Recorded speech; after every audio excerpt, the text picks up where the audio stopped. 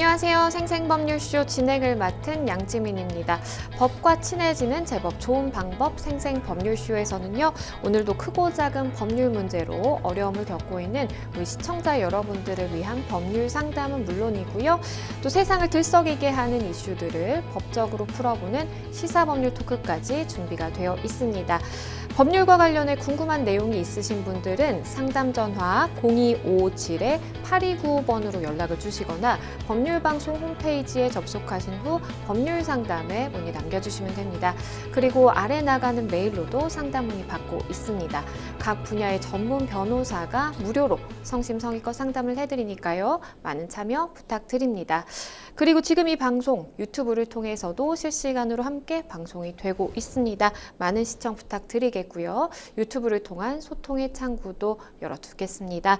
그럼 오늘 도움을 주실 변호사님 소개해 드리겠습니다. 법무법인 에이스의 박민성 변호사님 함께 하십니다. 안녕하세요. 안녕하세요. 법무법인 에이스의 박민성 변호사입니다. 네, 오늘 박민성 변호사님과 함께 시작해 보도록 하겠습니다. 네, 생생법률쇼. 그럼 오늘 접수된 상담 내용부터 함께 보시죠.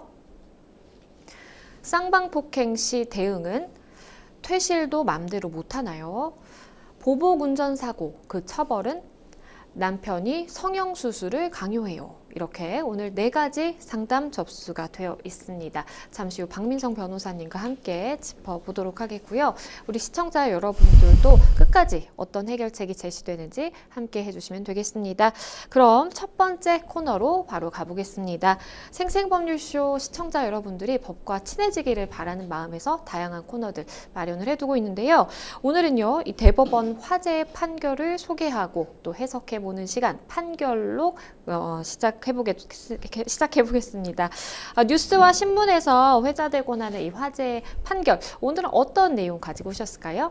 예, 이번 판결록 시간에는 많이들 들어보시겠지만 아청법 위반과 관련된 문제인데요. 네.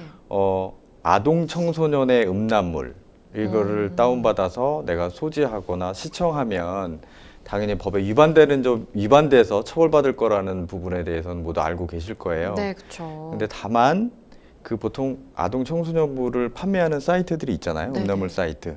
돈을 주고 이 사이트 인터넷 주소만을 받았을 경우에 이 경우에도 처벌이 되는지 여부에 대한 사례입니다. 보통은 뭐 아시는 것처럼 이제 소지를 했을 때 우리가 이제 처벌을 받는다라고 많이 알고 계시는데, 이렇게 URL만 내가 구입을 해서 가지고 있었고 하지만 실제로 다운로드는 받지 않은 경우, 이게 굉장히 좀 애매할 수 있겠다라는 생각이 듭니다. 우선 사건으로 들어가기 전에요, 우리 시청자 여러분들께 이 아청법이 무엇인지 좀 설명을 부탁드릴게요. 예, 이 아청법에 대해서 좀 간단하게 좀 설명을 드리면, 네. 이 아청법은 약자고, 네. 원래 그 법률 이름을 보면 좀 깁니다. 아동 청소년의 성보호에 관한 법률.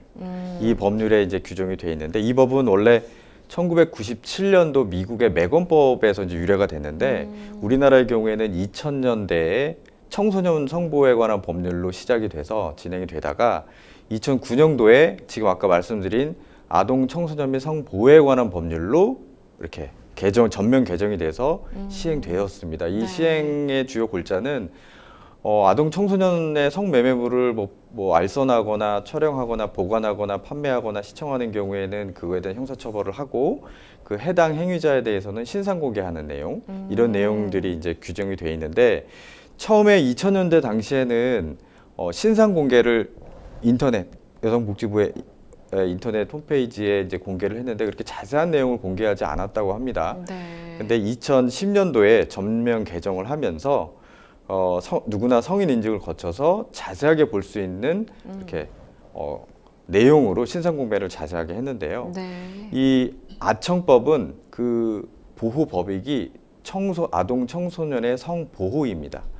그래서 아동 청소년의 성을 사는 행위라든지 성매매를 조장하는 행위, 알선, 이런 행위들을 모두 이제 처벌을 하고, 또 한편으로는 이 행위에 매개가 된 아동 청소년의 경우에는 처벌하지 않지만 만약에 처벌의 필요성이 있다면 소년법으로 해서 보호 처벌을 받을 수 있도록 이렇게 함으로써 이 아청법으로 시행을 하면서 미리 예방을 하는 거죠. 아동 청소년의 음란물을 못 만들게 하고 네. 아동 청소년에 대한 성매매라든지 알선이라든지 이런 부분을 미리 사전에 예방하는 부분을 목적으로 가지고 있습니다. 네. 그래서 이 부분들은 예전에도 그렇고 점점 더 최근에 한간의 그 엠번방이라든지 네, 이런 그렇죠. 부분에서 많이 두드러졌죠. 네. 이런 부분 때문에 점점점 이 부분들이 강화되는 추세입니다. 그러면 아청법에 대해서 이렇게 설명을 해주셨고 오늘 소개해 주실 사건은 또 어떤 내용일까요? 예, 지금 제가 아까 말씀드린 것처럼 아동 청소년에 관한 음란물을 네. 내가 다운받아서 내가 구입을 해서 내가 가지고 있다면 또 시청을 했다면 당연히 아청법상으로 처벌이 되는데 네. 이 아청법에는 이 아동 청소년의 음란물을 소지하고 있는 경우를 처벌할 수 있도록 돼 있거든요. 그렇죠. 그러면 직접 음란물을 내가 다운받아서 내 컴퓨터에 저장하지 않고 보통 이제 그 아동 청소년물을 판매하는 사이트가 있잖아요. 네. 그 사이트를 구매를 해서 내가 뭐 카카오톡이나 아니면 내 인터넷 주소에 그 주소만을 내가 가지고 있는 경우 이 경우에도 아청법상의 소지에 해당되는지 여부에 대한 판례입니다. 그러니까 내가 직접 다운로드를 받지는 않았고 하지만 이 인터넷 주소 있죠. 특정 동영상의 이제 인터넷 주소는 내가 가지고 있었던 그런 경우라는 것인데 그러면 원심의 판단은 우선 좀 어땠을까요? 네, 일단 사안에 대해서 좀 말씀을 드리면 네. 예를 들면 A라는 사람이 자기 집에서 컴퓨터를 이용해서 음란물 사이트를 접속을 해서 네. 텔레그램 메신저를 어플을 통해서 4만 원을 일단 지급을 하고 네. 그 사이트 주소를 확인을 했습니다. 네. 그래서 받았어요. 그럼 받으면 내가 이제 뭐 아이디 치고 뭐 들어가면 들어갈 수 있겠죠. 그런 상황에서 내가 들어가서 뭐뭐뭐가 있다라는 것만 확인을 하고 이 부분들을 직접 다운받지는 않았어요. 내 컴퓨터에. 그리고 시청도 하지는 않았어요. 일단은. 네. 그런데 이게 소지만 하고 있을 경우, 그러니까 돈을 주고 구입해서 이 URL 주소, 인터넷 주소만을 내가 가지고 있을 경우에 이 부분들이 아동 청소년 성보호에 관한 법률의 소지에 해당되느냐라는 부분들인데 네. 아청법상으로는 아동 청소년 이용 음란물임을 알면서 소지하는 경우에는 1년 이하의 징역, 2천만 원 이하의 벌금에 처한다라고 규정돼 있어요. 네. 그래서 여기에 소지에 해당되느냐라는 부분인데 원심에서는 인터넷 주소 전달 받으면 내가 거기서 당연히 들어가서 편하게 이용할 수 있는 상황들이 사실적으로 지배관계에 그렇죠. 있기 때문에 아청법상 소지에 해당된다라고 해서 아청법에 적용을 받는 소지에 해당되기 때문에 이 부분에 대해서 유죄라고 판단을 했습니다. 네, 원심 판단의 내용을 들어보면 일단은 뭐 수긍이 가는 부분이 있습니다. 본인이 어쨌든 그 URL 주소를 가지고 있다라는 것은 이걸 들어가서 보기 위한 그 경로가 확보됐다라고 볼 수가 있겠으니까요. 그렇다면 또 대법원의 판단은 어땠을까요? 대법원은 좀 원심과는 좀 다른 판단을 했는데요. 네, 아청법상의 소지의 의미는 청소년 음란물을 내가 직접 지배할 수 있는 상태에 두고 지배 관계를 시키는 행위, 약간 좀 법률적인 용어죠. 네. 내가 직접 지배할 수 있는 상태를 소지라고 한다. 내가 소지하고 있으면 내가 이걸 처분할 수도 있고 내가 어떻게 할 수도 있는 상황을 소지라고 하는데 네. 결론부터 말씀을 드리면 이 URL 주소만을 돈을 주고 URL 주소만을 구입한 상황은 그 아동 청소년 음란물을 소지한 상황으로 볼 수 없다. 내가 실질적으로 지배하고 있다라고 볼 수 없다. 네. 그러니까 인터넷 주소만으로는 뭐 내가 지배 관계를 가질 수 없다라고 해서 네. 아청법상 소지에 해당되지 않는다라고 판단을 했는데 네. 그 이유를 좀 말씀을 드리면 아까 소지에 대한 정의는 좀 말씀을 드렸어요. 그런데 한편으로는 지금 성폭력범죄 처벌에 관한 특례법이 있거든요. 네. 그 법에는 카메라 등을 이용해서 성적 욕망, 수치심을 유발할 수 있는 사람의 신체를 촬영 대상자의 의사에 반해서 촬영한 촬영물, 복제물을 소지하거나 구입하거나 저장하거나 시청한 사람을 처벌하는 규정을 신설했거든요. 다들 아시겠지만 여기에 이제 구입이라는 단어가 있습니다. 법원에서는 소지와 구입은 아까 말씀드린 소지는 그런 의미이고 구입은 내가 사실상의 지배를 하지 않더라도 돈을 주고 구입한 거죠. 그래서 형법은 그 규정된 의미가 법률적으로 해석상 명확해야 하기 때문에 소지에는 해당되지 않지만 이런 경우에 돈을 주고 인터넷 주소를 구입해서 내가 볼 수 있는 상황들을 만들었다면 그 성폭력 처벌법에 따라서 처벌받을 수 있기 때문에 처벌에 흠결이 생기지 않는다. 이런 내용으로 판단을 했고요. 그렇기 때문에 사실상 소지로 판단을 하지 않더라도 이 소지의 그 법률상 문헌상 한목적인 어떤 해석을 무리하게 해석하지 말고 포함되지 않는데 구입이라는 이 내용에 포함되어 있기 때문에 성폭력 처벌법으로 당연히 처벌 가능하다. 네. 그렇기 때문에 이 사안에 대해서는 파기환송을 해서 원심에서 다시 판단해라 라고 이렇게 돌려보낸 사건입니다. 네, 변호사님께서 말씀을 해주신 것처럼 우리가 법적으로 사실은 소지하는 것에 대해서 처벌을 하는 경우에는 그 소지의 경우에 대해서 굉장히 엄격하게 좀 해석을 해야 되는 것이 맞는 것 같고요. 그 외에 좀 소지와 뭐 다를 바 없잖아, 내지는 뭐 비슷한 상황 아닌가라고 하는 부분까지 사실은 이렇게 추상적인 부분까지 다 끌어들여서 우리가 좀 처벌을 하게 된다면 그거는 또 처벌의 범위를 너무 넓히는 그런 결과가 발생할 수가 있기 때문에 굉장히 좀 엄격하게 해석을 했다. 라고도 볼 수가 있겠습니다. 결국에는 이 원심 판결 파기가 되기는 했지만 이 해당 사건의 사람 같은 경우에 이 피고인 같은 경우에 처벌을 면할 수는 없었습니다. 설명해 주신 성폭력 처벌법에 따라서 처벌을 낼 수밖에 없었다라는 점까지 말씀을 드리겠습니다. 한 가지 좀 부연 설명을 드리면 네. 이런 경우에는 좀 모르고 돈을 주고 이렇게 하잖아요. 네네. 그러면 사실 조사가 들어가면 그거에 대한 현금 구입 내역이라든지 사이트 보낸 어떤 전송 내역이라든지 이런 부분들을 다 확인할 수 있기 때문에 네. 상당히 좀 조심하셔야 될 것 같습니다. 그러게요. 사실은 이제 뭐 본인의 개인의 자유에 맡겨져 있는 부분이라고 생각을 하실 수도 있겠지만 엄연히 처벌하는 사실 법률이 있고 굉장히 그것도 강력하게 처벌을 하는 만큼 좀 주의를 하셔야 되겠다라는 생각이 듭니다. 네, 지금까지 판결록 만나봤습니다. 네, 여러분은 지금 생생법률쇼와 함께하고 계십니다. 쉽사리 해결되지 않는 법률 문제를 끌어안고 있다면 지금 생생법률쇼와 함께하시죠. 법률 고민이 해결되는 가장 쉬운 방법을 소개해 드릴게요. 첫째, 02557-8295번으로 전화를 한다.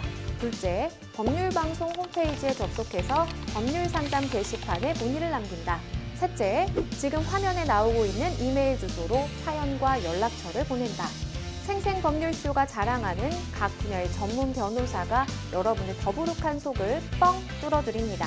속 시원한 스파클링 법률 상담 프로그램 생생법률쇼, 지금 바로 전화주세요.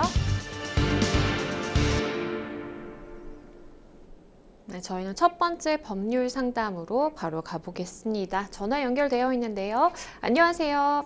안녕하세요. 네, 어떤 점이 궁금해서 연락 주셨을까요? 제가 술자리에서 좀 시위가 일어나서 네, 문상이 벌어졌는데, 네, 네, 근데 이제 그 상대만 저를 폭행시고를 한 상태예요. 네. 그래서 사실 뭐 맞기는 제가 더 많이 맞았는데 좀 많이 억울한 상황이라서 네. 상대가 지금도 이제 자기한테만 유리한 말을 계속 하고 있는데 이 상황이 계속 크게 키우면 저도 이제 상대의 폭행으로 고소를 하려고 하거든요. 네. 그러려면 조금 어떤 절차를 거쳐야 되는지 네. 전화드렸습니다. 네, 일단은 쌍방폭행이라고 이제 말씀을 해주셨고, 그런데 상대만 지금 신고를 한 상황이고, 만약에 이제 내가 불리하게 되면 사실은 나도 쌍방폭행이다 보니까 나도 뭔가 문제를 삼고 싶은데 어떻게 해야 될지 모르겠다라는 말씀이신 것 같아요. 네, 제 네. 옆에 박민성 변호사님 함께 듣고 계셨는데요. 말씀 나눠보실게요. 네, 안녕하세요. 안녕하세요. 네, 지금 상황이 좀 안 좋으신 것 같은데 몇 가지만 여쭤볼게요. 상대방이 고소를 해서 경찰서에 가서 조사를 받으셨나요? 네, 조사 받았어요. 아, 그래서 당시 상황에 대해서 다 말씀하셨어요? 예, 똑같은 상황을 계속해서 물어보더라고요. 예. 그래서 분명히 얘기를 했는데, 좀 이제 상대가 한 말이랑 저희가 한 말이랑 다르다고 하더라고요. 네. 상대방은 진단서 제출했다고 하던가요? 네. 그러면 지금 쌍봉폭행이라고 했는데 네. 그 싸우게 된 혹시 경위를 좀 들을 수 있을까요? 그게 이제 술을 먹다가 예, 술 먹고 화장실 갔다 오다가 예, 그리고 이제 그 자리가 좀 좁아서 예, 그쪽 자리 이제 출장이 이제 팔에 걸려서 이제 엎어진 거예요. 예, 그러다가 이제 제가 미안하다고 했는데 예, 갑자기 화를 내더라고요. 예. 그래서 이제 조금 말싸움을 오가다가 결국에 좀 몸싸움까지 나게 됐어요. 그럼 모르시는 분이네요, 서로. 네, 전혀 몰라요. 그러면 그 현장에 뭐 그 가게 안에 CCTV가 있었나요? CCTV가 있었는데 예, 근데 그게 전 분명히 제가 더 많이 맞았는데 각도에 따라서 그런지는 모르겠는데 예. 뭐 그거는 좀 제가 좀 이렇게 좀 세게 때렸다고 그렇게 얘기를 하더라고요, 경찰도. 그러면 서로 그 현장에 목격하신 분도 있겠네요? 네, 좀 다른 손님들도 있었어요. 그럼 다른 손님들도 막 조사를 다 받으셨나요? 그것까지 솔직히 잘 모르겠어요. 지금 상담자님도 많이 맞으셨다 그랬잖아요. 네. 그래서 어떤 멍이 들거나 이런 데가 있으세요? 네, 저기 저 팔 뒤쪽 부분에 멍들고 뒷부분에 여기 피 나고 막 그랬어요. 그러세요? 그 진단서 끊으셨어요? 저 진단서 안 받았어요. 그러면 경찰관한테 예. 고소하겠다라는 의사를 밝히셨나요? 경찰관한테? 제가 그냥, 예. 예. 자기도 그쪽에서 고소하겠다, 상담자님도 고소하겠다는 의사를 밝히셨어요? 그쪽에서 거짓말하고 있다고 제가 얘기를 하니까 일단 원만하게 합의를 하는 게 좋지 않겠냐고 하더라고요. 그쪽이 좀 더 많이 다친 것 같다고. 많이 다친 것 같다고? 네.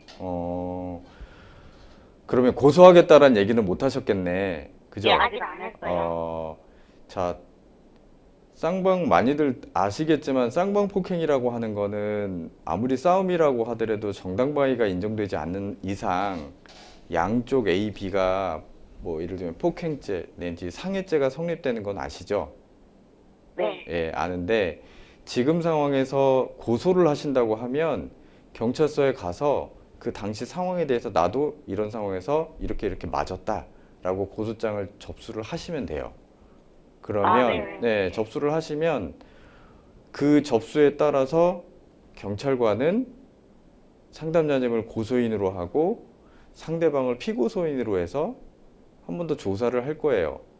그런데 아마도 공통적으로 지금 먼저 조사가 이루어졌기 때문에 아마 같이 병합을 해서 얘기를 들을 거예요. 네. 그리고 조사관이 관련자들 CCTV 그다음에 그 주변에 있는 목격자들의 뭐 전화번호라든지 이런 부분들이 확인이 되면 전화해서 참고인으로 뭐 전화 조사를 한다든지 한번 오라 그래서 참고인 조사라든지 이렇게 했을 수도 있어요. 근데 아마 네. CCTV가 먼저 확보됐다면 CCTV를 먼저 확인해 볼 거예요.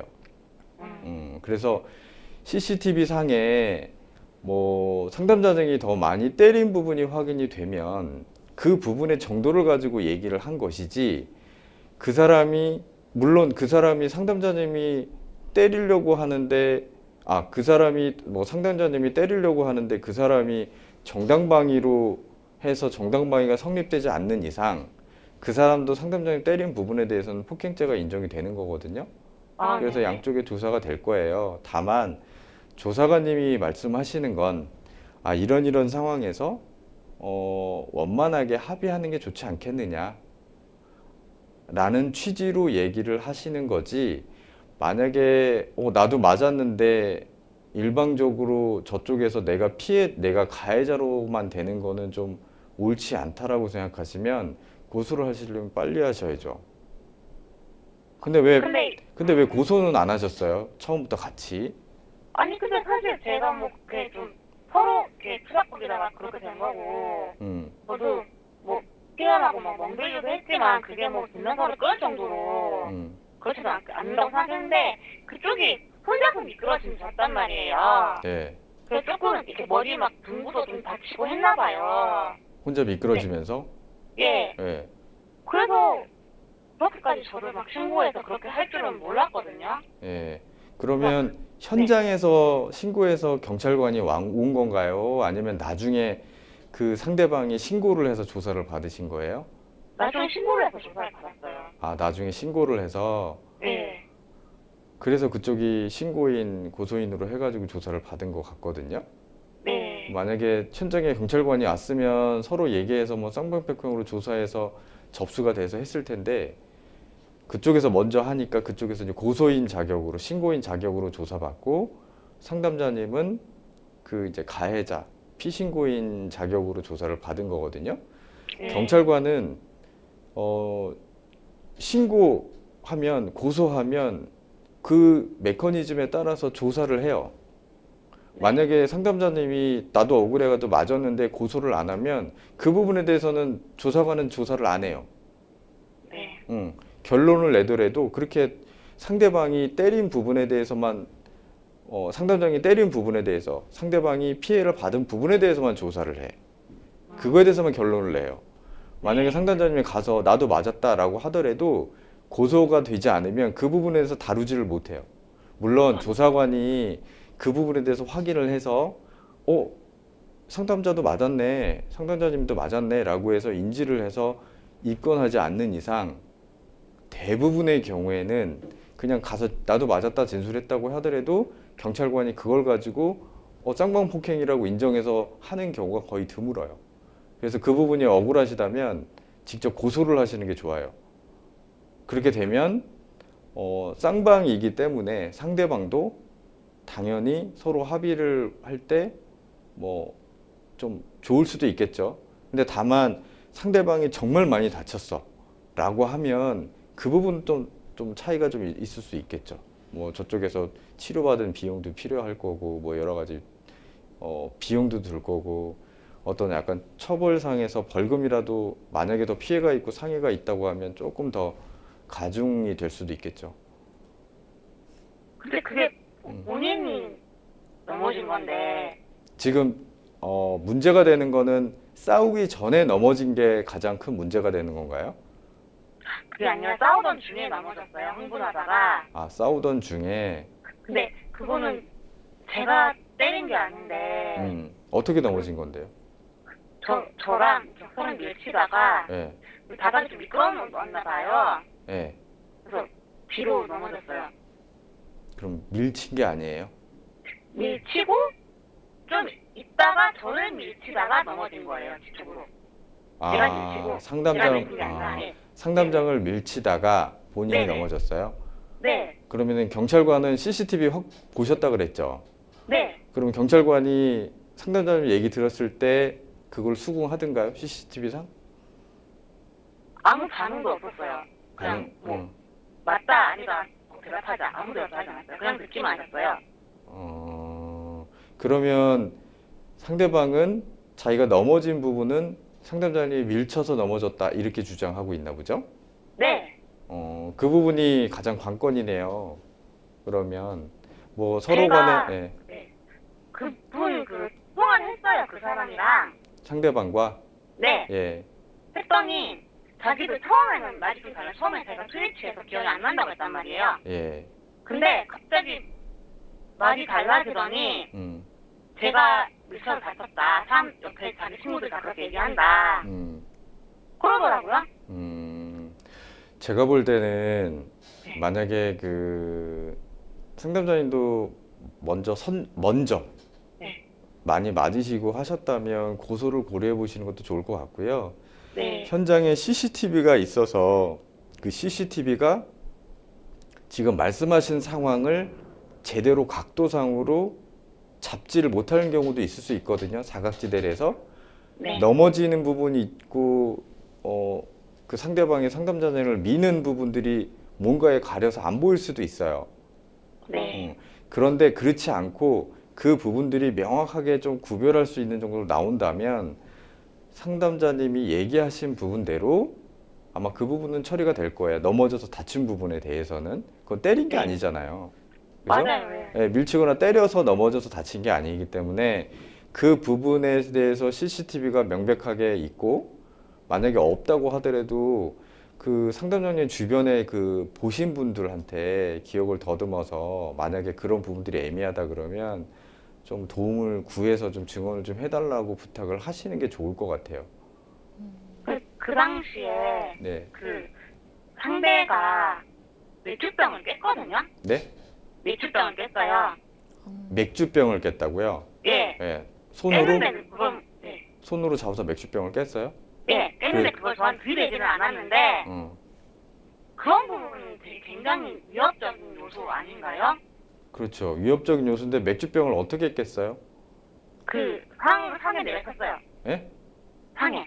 아, 거기 상에 이제 그냥 맥주병을 이렇게 탁 하고 테이블에. 내려쳤어요?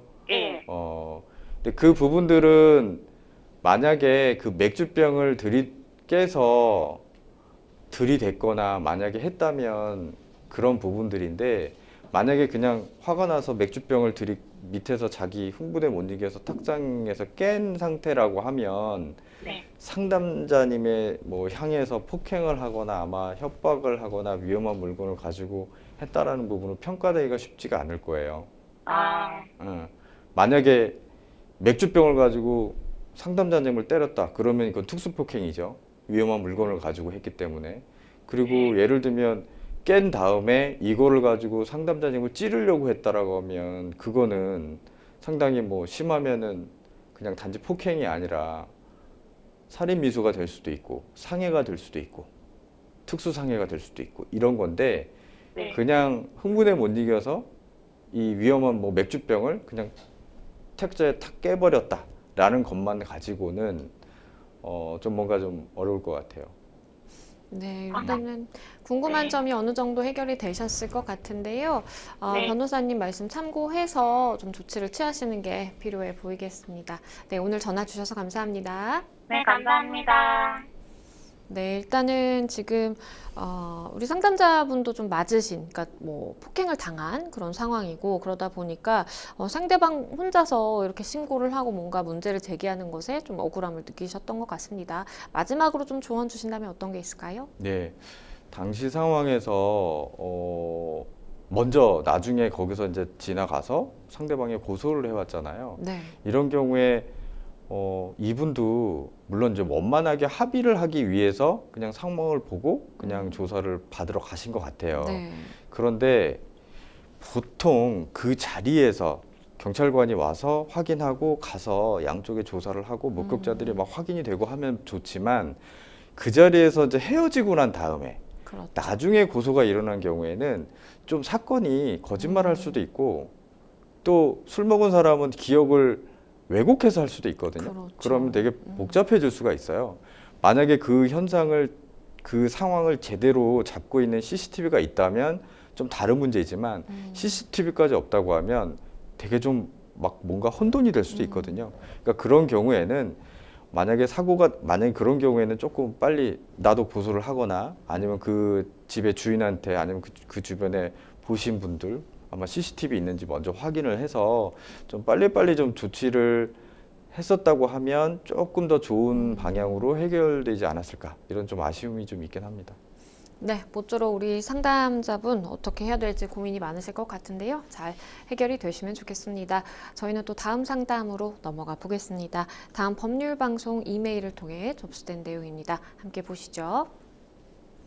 저는 9개월 계약으로 쉐어하우스에 살고 있었습니다. 이후 3개월 계약 연장을 했는데 제 방에 들어오고자 하는 사람이 있었나 봅니다. 쉐어하우스 매니저의 착오로 제 방을 다른 사람과 중복으로 계약을 한 건데요.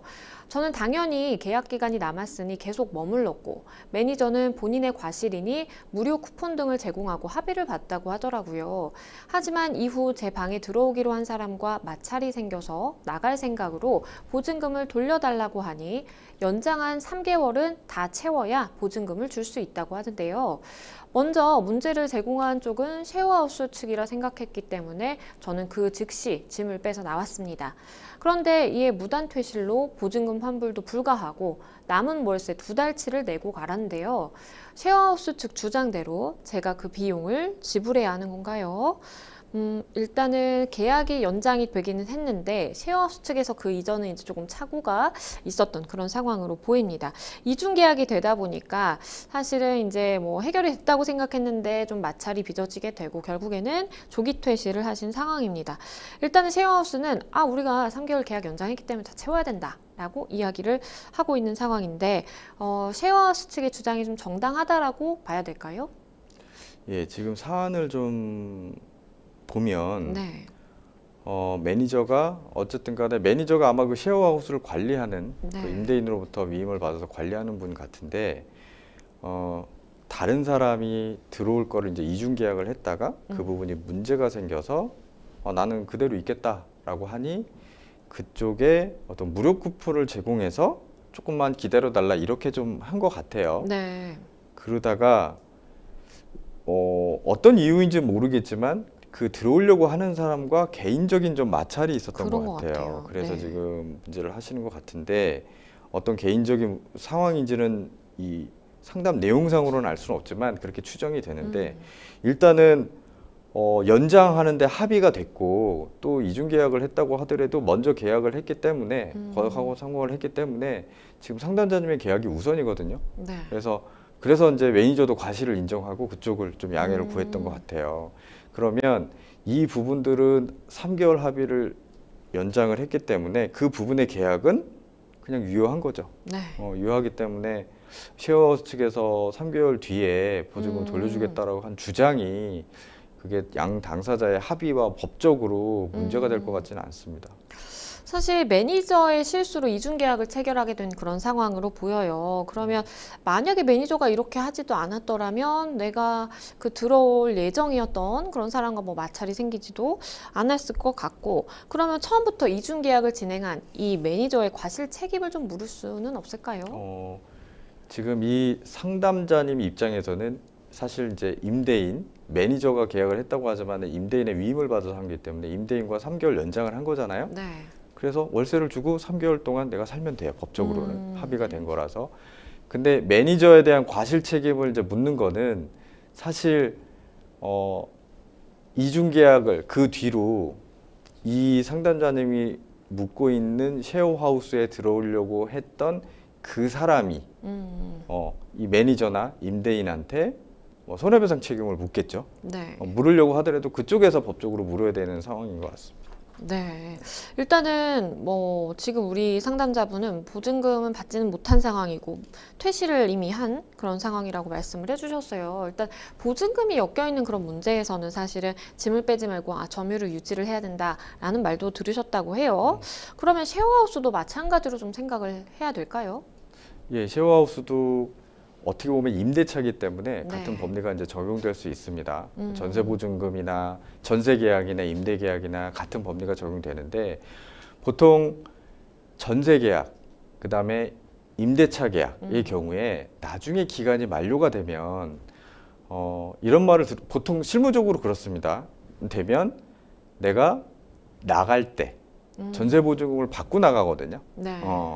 그러니까 들어올 사람 나 나갈 사람 이사 날짜 맞춰서 들어올 사람이 임대보증금을 임대인한테 주면 임대인이 그거를 또 임차인한테 나갈 사람한테 주고 받아요. 그런데 통상적으로 그런 게 없이 만약에 기간이 만료된 상황에서 내가 나가야 되는데 보증금은 주지 않고 있다라고 하면 통상적으로 이분이 빨리 나가야 된단 말이죠. 다른 데 이사 가야 되니까. 그렇죠. 그러면 어떻게 해요? 뺄 수밖에 없잖아요. 근데 보증금은 안 줘. 라고 하면 내가 뺀다라고 했을 때 먼저 뺐을 때는 임대보증금을 반환받을 청구권이 생깁니다. 동시행이라고 하거든요. 그래서 네. 만약에 내가 이사를 가지 않아도 상관없어 라는 상황이라면 내가 돈을 받을 때까지 내가 여기서 유지를 하더라도 임대료는 낼 수밖에 없어요. 그쵸. 하더라도 있는 게 좋지만 그렇지 않으면 내가 빨리 나가야 된다라고 했을 때는 내가 먼저 빼고 내가 이 짐을 뺐다라는 부분들을 입증할 수 있는 자료를 만들어 놓고 임대보증금을 청구를 하면 그때부터 임대보증금에 이자가 붙거든요. 네. 그래서 그때 청구를 하시면 될 것 같아요. 이 셰어하우스의 경우에도 이 경우에는 상대방이 먼저 빼셨단 말이죠. 근데 2달이 더 남았어. 네. 그러면 아직 기간이 남아 있기 때문에 그 부분에 대해서 임대보증금 청구는 아직 하실 수는 없는 거죠. 그러면 일단은 짐을 빼셨는데 계약 기간은 남았고, 그러면 어차피 내가 월세라든지 내야 되는 그런 상황이라면 글쎄요. 지금 상황에서 다시 들어가는 게 좀 법적으로 낫다라고 보이실까요? 시범수를 뺐다는 거는 일단 다른 데로 옮기셨다라는 뜻인 것 같은데 네. 만약에 이분이 그냥 뭐 집으로 들어갔다든지 만약에 다른 데 계약 없이 했다고 하면 2달치를 좀 사시는 게 좋지 않을까 싶어요. 왜냐하면 임대 기간 동안에 2달치를 안 내면 저쪽은 또 약정 위반이라고 해서 2달치 달라고 계속 청구를 할 거고. 그렇죠. 예. 그렇기 때문에 만약 이런 상황이 있다면 혹여라도 이중계약 때문에 그 사람과 개인적인 마찰로 인해서 아니면 이중계약으로 인해서 이런 부분이 있다라고 해서 좀 얘기를 해서 어느 정도 좀 합의를 보시는 게 낫지 않을까 이렇게 생각을 하고 있습니다. 마지막으로 이 부분도 하나 좀 짚어볼게요. 언급 중에 이제 매니저가 본인의 실수로 이렇게 됐으니까 좀 이걸 원만하게 해결하기 위해서 무료 쿠폰을 이제 다른 사람에게 지급을 했다라는 말씀을 해주셨어요. 만약에 이제 임대인이 이거에 대해서 인지를 하거나 합의를 한 부분이 없다라면 이것도 좀 문제가 될 수 있을까요? 임대인이 모르는 상황에서 매니저가 이걸 좀 무마하기 위해서 무료 쿠폰으로 해서 합의를 좀 했다고 하면 이거는 이제 어떻게 보면 횡령죄라기보다는 어떤 민사적인 손해배상 청구의 문제라고 보여지고요. 네. 이 횡령죄라고 하는 거는 이거를 내가 취득하기 위해서 만약에 이 사람이 무료 쿠폰을 내가 취득해서 내가 개인적으로 사용했다면 횡령죄이겠지만 횡령이 성립되겠지만 이 부분은 뭐 자기가 뭐 정상적으로 하려다 보니까 잘못해서 실수로 이런 부분들을 해서 그 새로운 세입자한테 좀 양해를 구하기 위해서 무료금을 준 거기 때문에 네. 어떤 과실이 존재해서 이 부분은 좀 민사적인 문제라고 판단이 됩니다. 네, 우리 상담자님 보증금을 어떻게 좀 받을 수 있을지 많이 고민이실 것 같은데요. 일단은 3개월 계약이 연장됐기 때문에 사실은 그 기간을 좀 채우시는 게 가장 좀 원만하겠다라는 말씀을 드리겠습니다. 네, 지금까지 여러분은 생생법률쇼 시청하고 계십니다. 쉽사리 해결되지 않는 법률 문제를 끌어안고 있다면 지금 생생법률쇼와 함께 하시죠. 법률 고민이 해결되는 가장 쉬운 방법을 소개해 드릴게요. 첫째, 02557-8295번으로 전화를 한다. 둘째, 법률방송 홈페이지에 접속해서 법률상담 게시판에 문의를 남긴다. 셋째, 지금 화면에 나오고 있는 이메일 주소로 사연과 연락처를 보낸다. 생생법률쇼가 자랑하는 각 분야의 전문 변호사가 여러분의 더부룩한 속을 뻥 뚫어드립니다. 속 시원한 스파클링 법률 상담 프로그램 생생법률쇼. 지금 바로 전화 주세요.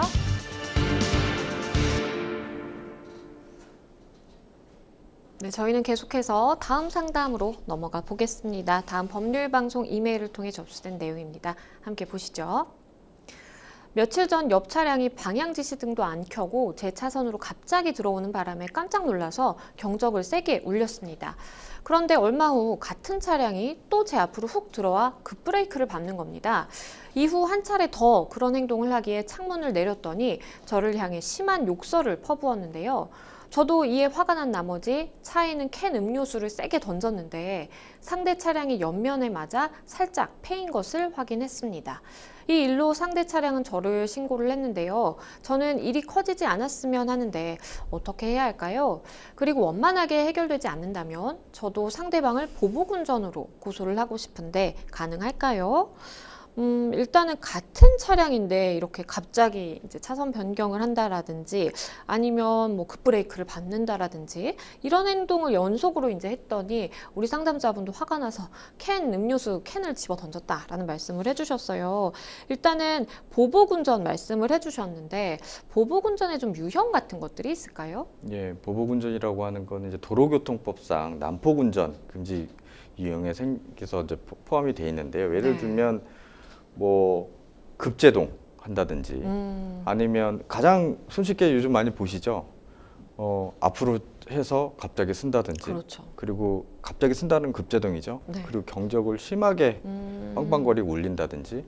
그리고 앞에 가면 뒤에 바짝 붙어서 그렇죠. 거의 차의 뒤에 후미도 그것도 바짝 굉장히 붙어서 위협적이에요. 예, 반짝반짝반짝 하면서 계속 따라간다든지 이런 부분들은 모두 난폭운전, 보복운전에 해당됩니다. 이렇게 운전을 하다가 뭐 난폭 운전을 내가 이제 보복 운전을 당한다라든지 하면 사실 이게 안전과도 직결이 되는 것이기 때문에 굉장히 당황스러우실 것 같아요.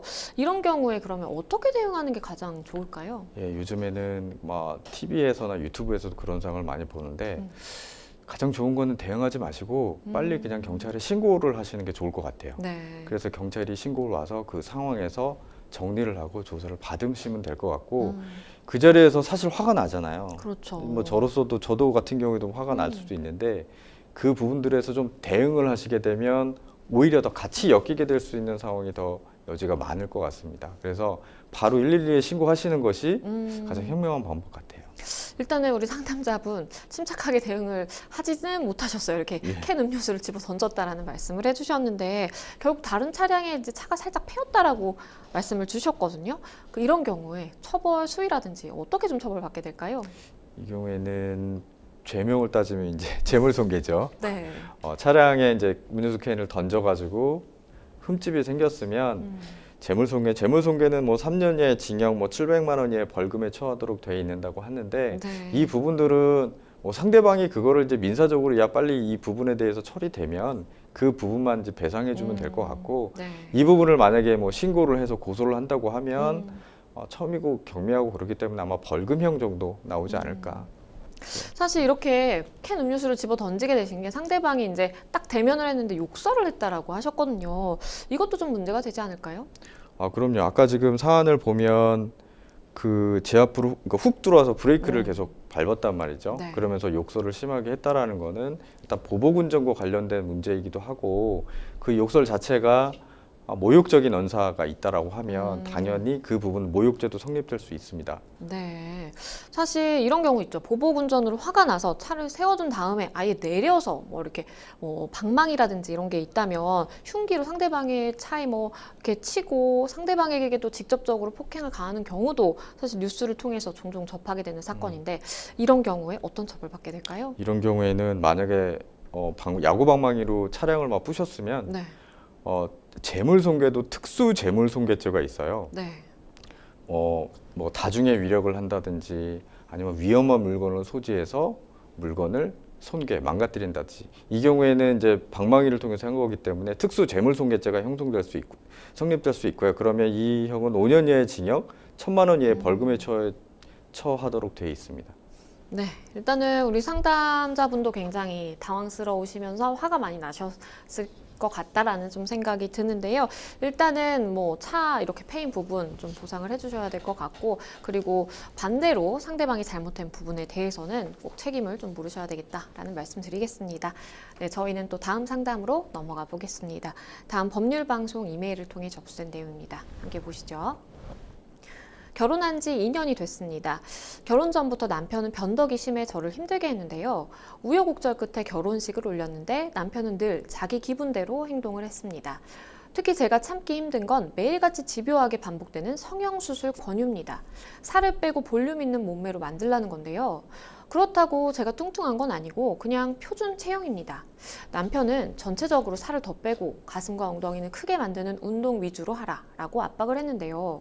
저는 남편의 강요로 어쩔 수 없이 가슴 수술도 했고 운동도 꾸준히 다녔지만 남편이 원하는 몸매로 만드는 게 쉽지 않았습니다. 제가 힘들다고 하소연이라도 하면 남편은 제 외모 탓을 하며 저와 집에 있는 것도 싫고 부부관계조차도 싫은데 왜 노력하지 않냐고 화를 냅니다. 말다툼이 부부싸움이 되면 남편은 제가 모욕적인 말을 하고 또 물건까지 집어 던지는데요. 저는 더 이상 말도 안 되는 남편의 요구를 받아줄 수가 없습니다. 최근엔 정신과를 다닐 정도로 힘든 상황인데요. 남편과 이혼하고 정신적 위자료도 받고 싶은데 가능할까요? 일단은 남편분께서 정말 과도하게 이렇게 성형을 요구를 하고 외모에 대해서 이렇게 평가를 하고 이게 굉장히 좀 문제가 있다라는 생각이 듭니다. 일단 이런 부분도 이혼 사유로 인정이 될 수 있을까요? 예, 결론적으로 말씀을 드리면 이런 사유 자체가 입증이 된다는 전제를 하에 말씀을 드리면 네. 배우자의 부당한 대우, 혼인을 계속할 수 없는 사유, 지금 상황에서는 심하게 정신적인 트라우마가 생겨서 정신과 치료를 받을 그렇죠. 정도까지 됐잖아요. 그리고 심한 그걸로 인해서 욕설도 하고 부당하게 심한 운동을 강요하고 가슴 성형 수술을 하도록 그렇죠. 만든 이런 상황이라고 하면 그 상대방 남편의 원인으로 인해서 파탄의 지경이 있다라고 판단이 될 수 있거든요. 그래서 충분히 이혼 사유가 될 수 있을 거라고 판단이 됩니다. 그렇죠. 일단 너무 안타까운 상황이신 것 같아요. 이렇게 지속적으로 뭐 외모라든지 어떠한 나의 부분에 대해서 이렇게 좀 뭔가 이렇게 지적받는 느낌이 계속 들다 보면 사실 자존감도 떨어질 수밖에 없는 그런 상황인데, 그러다 보니까 남편 때문에 이게 원치 않는 가슴 수술도 하고 현재는 정신과를 다니고 있을 정도로 이 정신적으로 굉장히 힘드신 그런 상황인 것 같습니다. 내가 이렇게 정신적으로 피해를 받은 부분에 대해서 당연히 위자료 청구해야 되지 않을까요? 이혼 소송을 하시면서 이 혼인 관계, 부부 관계, 부부 생활의 파탄의 원인이 남편의 과도한 외모, 어떤 그 외모의 어떤 유형을 몸매를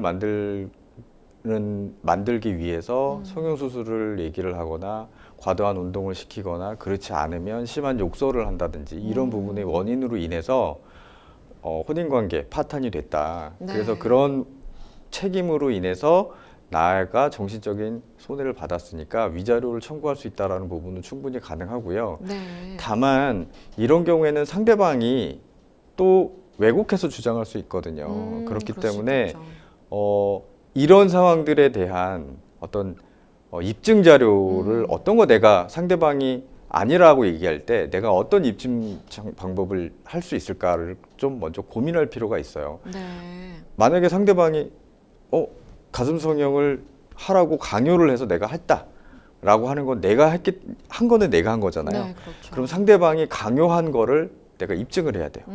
그럼 상대방이 예를 들면 아니 그게 아니라 서로 간에 이런 부분이 있으니까 얘기를 했더니 그럼 나 강요할까? 가슴 성형 수술할까? 라고 해서 합의해서 한 거지 내가 강요한 거 아니다. 이렇게 얘기를 했을 때 우리 측에서는 상담자 측에서는 반박할 필요가 있거든요. 그렇죠. 그런 자료가 뭐가 있을까라는 부분들을 좀 생각해 보실 필요는 있을 것 같아요. 일단은 감정적으로 굉장히 안 좋아지다 보니까 물건도 집어던졌다, 욕도 했다라는 말씀을 해주셨는데 이게 신체적인 직접적인 폭행이 이루어진 건 아닌 것 같아요. 일단은 이 부분 가정폭력으로 볼 수 있을까요? 예, 일단은 폭력이라고 할 때 형법상 그러니까 폭행이 있고 지금 이제 폭력이라는 좀 포괄적인 문제 있는데 네. 폭행이라는 거는 물건을 던지더라도 A라는 사람이 지금 상담자분을 향해서 던졌다고 하면 그건 폭행이 될 수 있어요. 네. 근데 그렇지 않고 마구 막 다른 데다 막 던졌다라고 하면 그 자체를 폭력이라고 볼 수는 폭행이라고 볼 수는 없습니다. 다만 가정폭력범죄 처벌에 관한 특례법에 가정폭력을 이렇게 정의하고 있어요. 가정 구성원의 사이에서 신체적, 정신적, 재산상 피해를 수반하는 행위. 그러니까 예를 들면 부부싸움을 하다가 일방적으로 물건을 집어 던지고 다 부수고 막 이렇게 하는 부분들을 전체적으로 다 가정폭력이라고 볼 수 있기 때문에 네. 가정폭력으로 신고하시면 경찰관들이 오십니다. 네. 마지막으로 그러면 우리 상담자분께 조언 주시다면 어떤 게 있을까요? 예, 지금 상황이 정신과 치료를 받을 정도로 네. 상당히 좀 힘드신 것 같은데 만약에 이혼을 생각하신다고 하면 제가 아까 말씀드린 서로 간의 합의 이혼이면 좋지만 그렇게 안 된다고 이혼 소송을 하셔야 될 상황이라고 하면 제가 아까 말씀드린 상황 입증 자료를 좀 생각을 하시고 평소에 어떤 부분에 대해서 입증할 수 있을까? 예를 들면 뭐 카카오톡 대화 내용이라든지 그렇죠. 아니면 주변에 이걸 목격한 사람이라든지 이런 부분들을 좀 미리미리 생각해 놓고 준비해 놓으시는 게 좋을 것 같습니다. 네, 일단은 재판상 이혼으로 가게 되신다면 결국에는 또 변호사님 말씀해 주신 것처럼 증거 싸움이기 때문에 관련해서 이제 발언들 증거로 잘 모아두시면 좋겠다라는 말씀까지 드리겠습니다. 모쪼록 잘 해결이 되시면 좋겠습니다. 네, 생생법률쇼 어느덧 마칠 시간이 다 됐는데요. 오늘 함께 해주신 박민성 변호사님 감사합니다. 네, 오늘 저희가 준비한 내용 여기까지입니다. 다음 시간에 다시 찾아뵙겠습니다. 시청해주신 여러분 고맙습니다. 고생하셨습니다.